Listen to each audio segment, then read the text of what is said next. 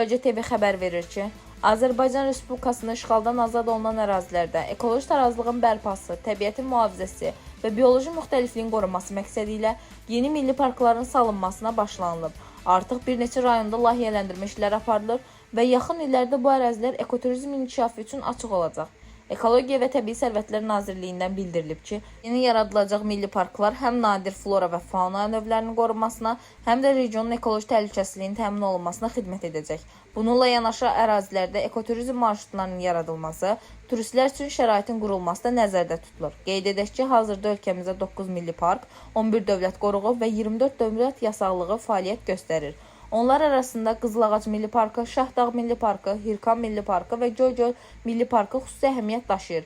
Bu ərazilər həm zəngin biomüxtəlifliyi, həm də turizm imkanları ilə seçilir. Mütəxəssislər hesab edir ki, Qarabağ və Şərqi Zəngəzur bölgəsində yaradılacaq milli parklar ekoloji baxımdan yeni nəfəs olacaq, həm də yerli və xarici turistlərin diqqətini cəlb edəcək.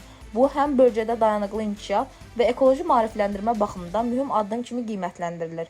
Ekologiya qurumları bildirib ki, işğaldan azad olunan torpaqlarda aparılacaq yaşıllaşdırma tədbirləri və qorunan ərazilərin genişləndirilməsi Azərbaycanın ekoloji siyasətinə yeni mərhələ açır.